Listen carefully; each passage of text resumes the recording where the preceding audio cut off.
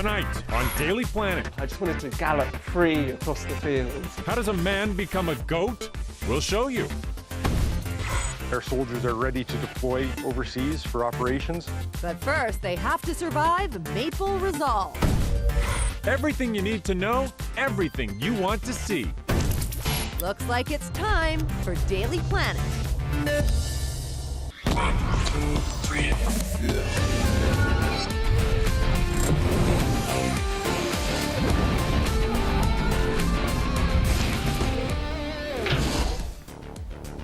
Hello and welcome to Daily Planet. We have a fantastic show all lined up for you. Of course, we're going to be celebrating World Rhino Day. Of course we are, and we're going to figure out if the big one is heading for the West Coast anytime soon. There's a brand new study examining how the Earth's plates move, and we're going to break it all down. Right now, at this very second, the Ig Nobel Awards are underway. Now, they are given out for research that first makes us laugh and then makes us think. And this year's winner in the biology category is, drumroll please. Goatman!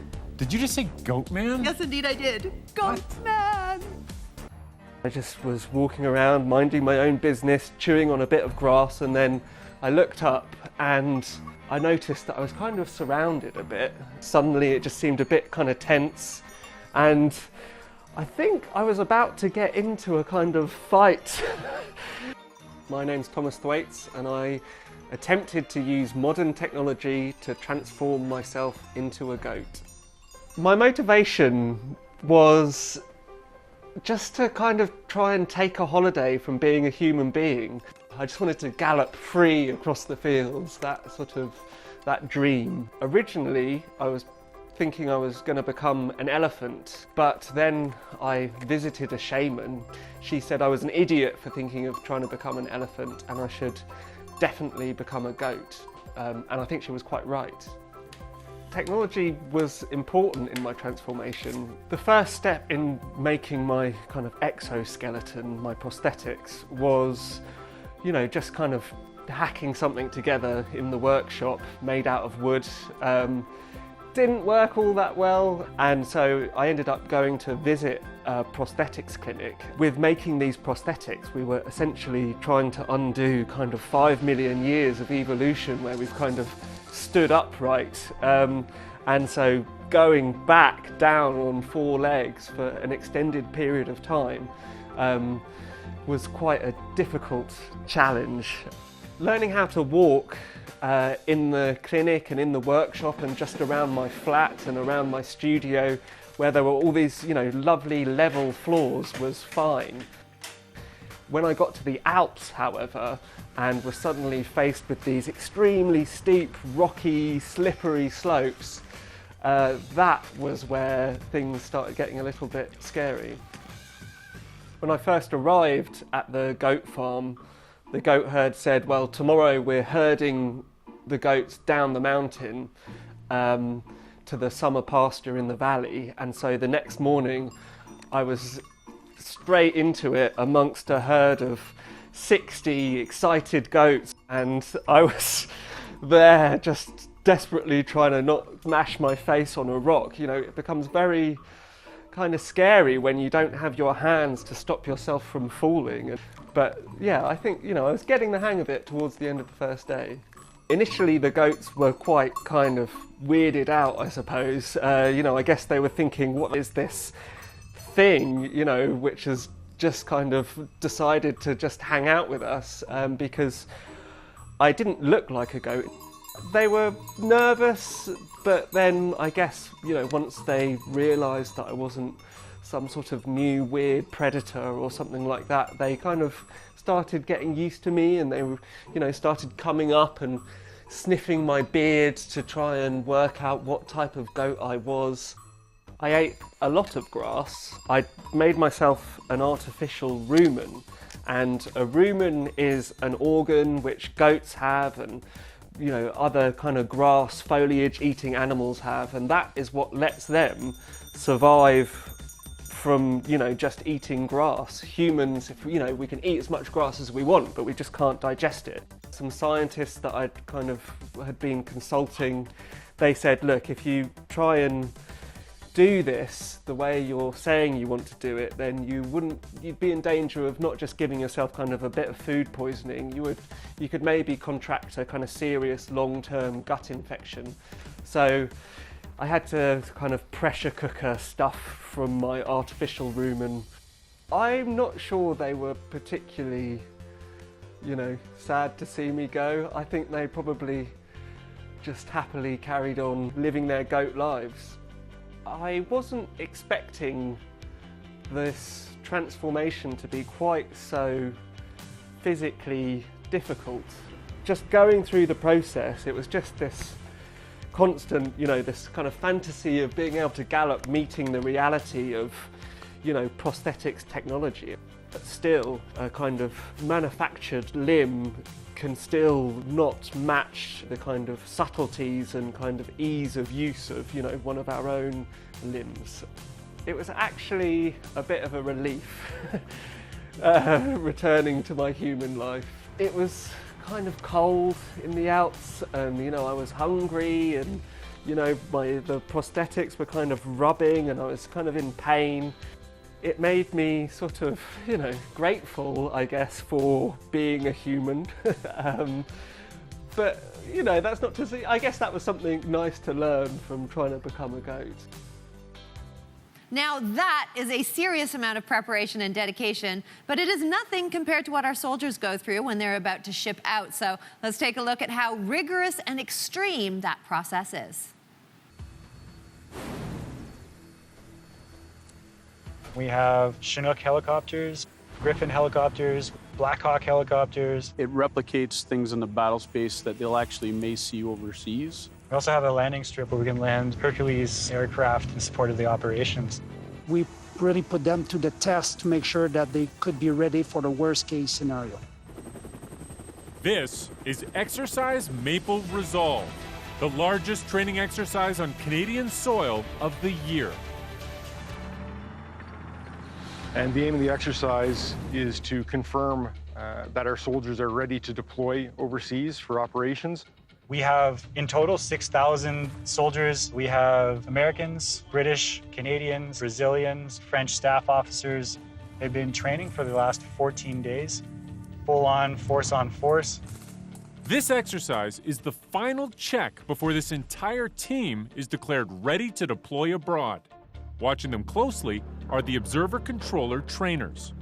So in addition to providing feedback to the training audience, the observer controllers also provide a control and safety function.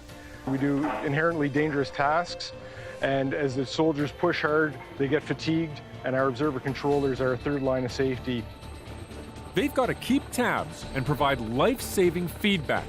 It's a high-stakes job, but luckily, they've got tech to help. Okay, prepare to heave away from the gap. Move. Check. Even though the soldier's gear looks normal, it's what you don't see that makes these exercises like a game of laser tag on steroids.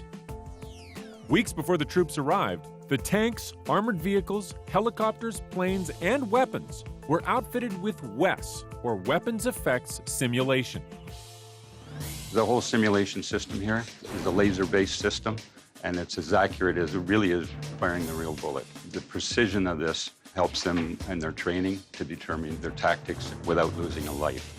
The system's kind of an intelligent laser tag system. Instead of just sort of like a flashlight or a laser pointer shooting at you, and if I touch you, you're killed, this system's encoded. The system controls the airspace, sees the aircraft coming in, it sees the UAVs moving around. All that information provides the commander excellent learning tools that they can actually use to improve their skills on the battle space. What we have here is a vest that we've instrumented, and the vest represents a tactical vest. And on that is where we put sort of the key of the laser engagement system. You'll see these small black dots, those are actually laser detectors. And they run into a laser decoder that does an analysis as to whether that laser has hit the target or not. They're also on the helmet as well, and we can tell whether somebody's been shot high or in the chest and have an effect. He can certainly get killed by an engagement. He can also be wounded, and he can be wounded light or he can be wounded heavy. And a medic has the ability to administer the appropriate response to save that soldier. the process of being wounded is just like, it brings realism to the training. The central computer system is here, and then the rest of it starts to tie back to the actual data center, the network, the exercise control area. So we're tracking where he is on the battlefield. As the action unfolds, each battle and rescue can be played back so that mistakes and triumphs can be reviewed.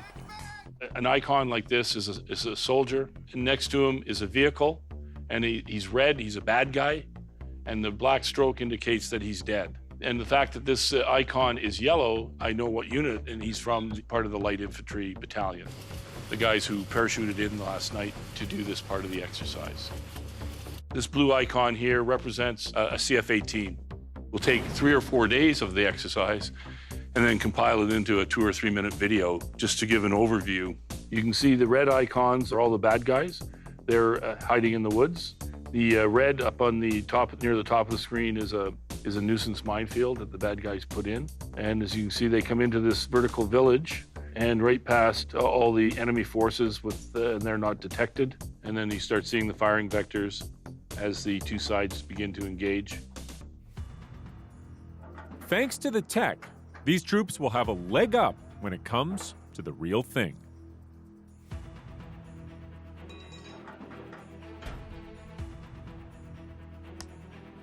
You're always looking for gaps in training. Grab your dudes! Go to the chopper! At some point, you need to have a counterforce. You need to have an attacking force to really set the expectations of what it's going to be like in the real theater. So that's really what this is about.